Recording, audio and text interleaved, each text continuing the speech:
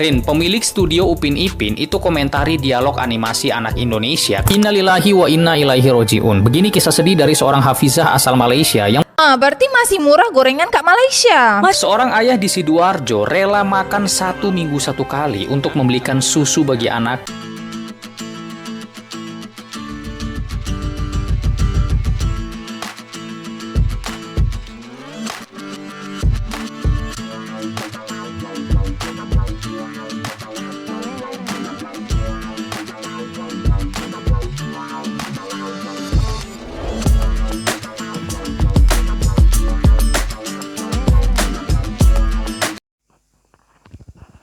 Assalamualaikum warahmatullahi wabarakatuh. Berjumpa kembali dengan Romlia Pratama. Teman-teman sahabatku semuanya, gimana kabar kalian? Mudah-mudahan kalian semuanya baik-baik saja beserta keluarganya di sana. Teman-teman sahabatku, buat kalian yang baru gabung, yang baru nonton video ini, silahkan di subscribe dulu, di like dan di komen guys. Buat teman-teman sahabatku yang udah mendukung support channel ini, terima kasih.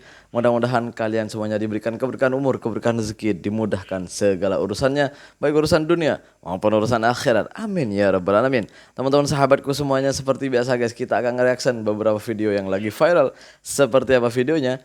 Ini dia guys. Rin, pemilik studio Upin Ipin, itu komentari dialog animasi anak Indonesia karena dikatakan dialognya terlalu dewasa dan seharusnya animasi di Indonesia itu menyesuaikan dengan dialog anak-anak di Indonesia biar mudah dipahami dan diterima pesan moralnya. Asli, ini masukan yang bagus banget sih, karena targetnya kan anak kecil. Bener banget, itu disampaikan oleh H. Burhanuddin Razi. Jadi beliau itu adalah founder Lescopac yang merupakan studio animasi yang menaungi produksi film Upin Ipin. Beliau menilai film animasi di Indonesia percakapannya terlalu dewasa. Penulisan skrip animasi anak seharusnya disesuaikan dengan percakapan anak-anak. Karena target utama penontonnya merupakan anak-anak, sehingga pesan moral dapat diterima dengan mudah oleh seluruh anak di Indonesia. Pantes aja Upin Ipin bisa diterima oleh seluruh masyarakat di Malaysia, bahkan di Indonesia karena bahasanya ringan. Iya bener banget, tapi ini tuh nimbulin pro kontra loh. Banyak yang nggak setuju dengan pendapat bapak ini. Tapi coba deh kita berkaca, apakah yang dikatakan oleh bapak ini relate dengan kenyataan? Kalau memang relate, seharusnya kita perlu introspeksi, bukan anti kritik.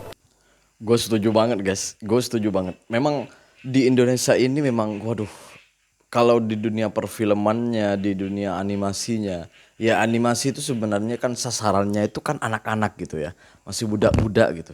Seharusnya percakapannya, pembicaraannya itu ya tentang masalah anak-anak, dan cara bicaranya pun gimana caranya kan untuk mendidik anak-anak gitu kan gitu kan.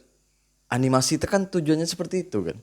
Di Indonesia itu, waduh, cara bercakapnya itu kayak gimana ya? Terlalu ya bener sih kata orang Malaysia ini. Gue setuju tuh, gue setuju. Seharusnya harus menyentuh dan mendidik anak-anak dengan baik, itu bagus itu. Ini gue setuju ini. Kalian juga pasti setuju karena kalian nggak mau kan anak-anak kalian ya berkata jorok, berkata ya gitulah. Gue yakin untuk hal ini kalian pasti akan setuju juga karena ini menyangkut dengan anak kita. Bener nggak sih? Kita berlanjut ke video selanjutnya guys. Ini deh guys. Innalillahi wa inna ilaihi roji'un. Begini kisah sedih dari seorang hafizah asal Malaysia yang pada saat itu meninggal dunia dan ditemukan memeluk Al-Quran. Ternyata dia adalah penghafal Al-Quran dan menyalin sendiri seluruh mushaf suci dari surah Al-Fatihah sampai An-Nas. Innalillahi wa inna ilaihi raji'un. Kapan kejadian ini terjadi, Ri? Jadi ini adalah mahasiswi dari Universiti Pendidikan Sultan Idris. Dia adalah hafizah yang telah menghafal 30 juz Al-Quran dan memperkuat hafalannya dengan menyalin seluruh mushaf secara manual. Kisahnya benar-benar menggetarkan hati umat Islam di Malaysia dan di berbagai penjuru dunia termasuk di Indonesia. Kecelakaan ini terjadi pada pukul 1 dini hari saat rombongan mahasiswa kembali ke kampus UPSI usai liburan semester. Bus sewaan mereka tergelincir dan terjun ke lereng yang curam di kilometer 53 Jalan Raya Timur Barat. Petugas penyelamat tiba dan menemukan Nurli dalam keadaan sudah tidak bernyawa. Namun yang membuat semua pihak sangat terharu adalah dadanya memegang erat mushaf Al-Quran. Bener-bener sedekat itu dengan mushaf Al-Quran. Yarin, saking dekatnya dengan mushaf Al-Quran dan selalu berada di dekat Al-Quran sampai sang ibu pada saat itu mengatakan bahwa Nurli tidak pernah lepas dari Al-Quran. Bahkan waktu istirahat dia pernah bilang, kalau aku mati biarkanlah aku mati bersama Al-Quran. Innalillahi wa inna ilaihi raji'un. Ya Allah, ini gue dengar berita ini baru semalam sebenarnya guys. Walaupun udah beberapa hari yang lalu. Namun ya mudah-mudahan lah arwah diterima di sisi Allah, dan keluarga yang ditinggalkan mudah-mudahan diberikan kesabaran, ketabahan. Ya itulah mudah-mudahan arwah ini selalu di sisi Allah, diterima dan diampuni segala dosa-dosanya. Amin ya rabbal alamin. Ini turut berduka cita dari kami warga Indonesia buat teman-teman yang ada di Malaysia. Kami juga merasa kehilangan seorang penghafal Al-Quran. Ya semestinya sebagai kita orang muslim pasti merasa kehilangan banget gitu. Apalagi sehebat beliau yang masih kecil sudah ya menulis Al-Quran dengan baik. Mudah-mudahan beliau diterima di sisi Allah, diampuni segala dosa-dosanya. Amin ya rabbal alamin.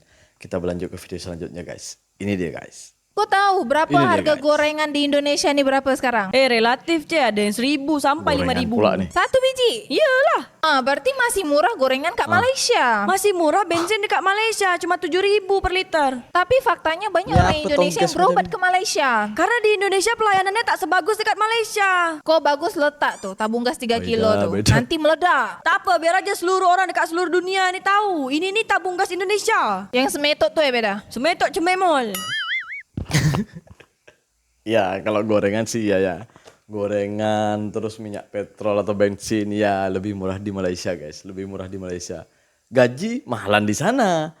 Gaji kita dengan gaji di Indonesia, gaji di Malaysia mahalan di Malaysia. Gaji minyak petrol, bensin gitu. Bensin kalau di sini ya, bensin lebih murah di sana daripada di sini.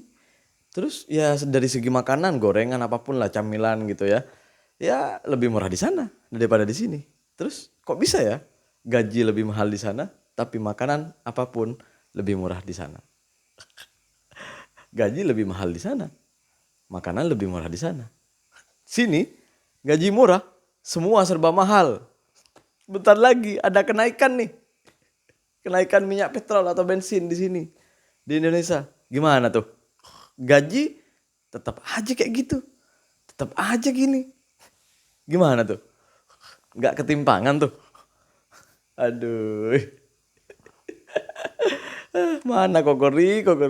Kita berlanjut ke video selanjutnya guys. Ini dia guys. Seorang ayah di Ini dia, Sidoarjo rela makan 1 minggu 1 kali untuk membelikan susu bagi anaknya yang berusia 11 bulan dan dia tinggal di kolong jembatan. Asli, gue sedih banget sih ngeliat ini. Kenapa beliau bisa tinggal di kolong jembatan? Jadi nama pria ini adalah Ahmad Yusuf Afandi, usianya 32 tahun. Dia adalah seorang ayah yang tinggal di kolong jembatan di daerah Sidoarjo. Ini semua terpaksa dilakukan dan dia tinggal bersama dengan anaknya yang berusia 11 bulan. Sejak tahun 2023, istrinya meninggal dunia karena melahirkan anak perempuannya. Yusuf terpaksa tinggal di kolong jembatan karena tidak lagi mampu membayar kos. Biaya hidup sangat mahal. Ia sudah tidak punya siapa-siapa lagi karena memang sejak lahir ia merupakan seorang yatim piatu. Ini harus sampai ke pemerintah setempat untuk diberikan bantuan. Kisah dari Yusuf membuat banyak orang terharu. Bahkan tidak sedikit juga yang menawarkan tempat tinggal dan pekerjaan. Meski hidup di bawah garis kemiskinan, kasih sayangnya untuk sang buah hati tidak pernah berkurang dengan segala keterbatasan yang ia miliki. Ya mudah-mudahan pemerintah setempat cepat menolong bapak ini. Karena bukan hanya bapak ini guys. Banyak di antara saudara-saudara kita itu yang hidup di bawah kolong jembatan sampai saat ini. Entah itu di Surabaya, entah itu di Jakarta. Ini sebenarnya perlu diperhatikan oleh pemerintah. Sebab dan akibatnya gitu. Kasihan juga mereka kan hidup dengan anak-anaknya yang ya Allah ya mudah-mudahan saudara-saudara kita yang ada di sana mudah-mudahan mereka diberikan jalan yang terang, diberikan jalan untuk ya menuju kebahagiaan, menemukan jalannya gitu. Ya mudah-mudahan pemerintah juga bisa berpikir gimana caranya setidaknya memberikan lapangan pekerjaan untuk mereka-mereka. Karena gue yakin mereka kalau punya lapangan pekerjaan, mereka punya pekerjaan, punya penghasilan, gue yakin mereka nggak akan hidup seperti itu guys. Terima kasih buat semuanya yang udah nonton. Assalamualaikum warahmatullahi wabarakatuh. Jangan lupa guys, sholawat.